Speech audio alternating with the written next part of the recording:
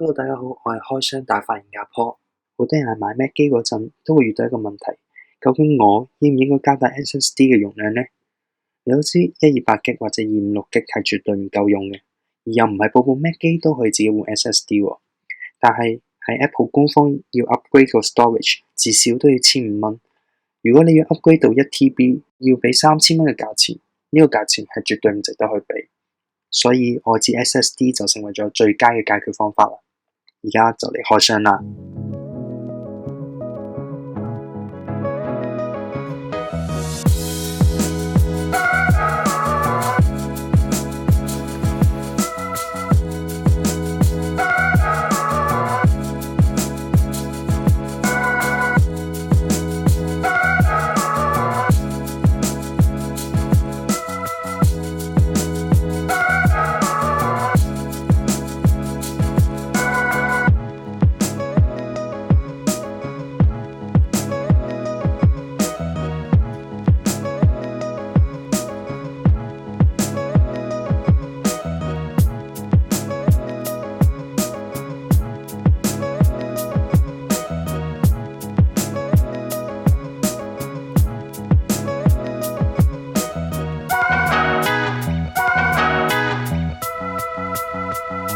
喺性能方面，今次我用咗啲 speed test 去測試佢讀寫速度。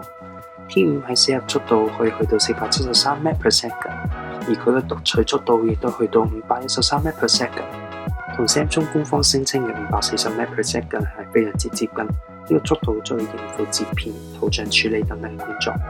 咁而家我會 copy 一個 4.3G 嘅 file 入去。咁都可以見到，大約用咗8秒嘅時間就已經完成咗成個過程，呢個速度亦都係相當之快。如果大家都想買外置 SSD， 不妨可以考慮下呢一個 Samsung Portable SSD T5。最後，如果大家中意呢條片，記得俾個 like 同埋 subscribe 我嘅 YouTube channel 啊！拜拜。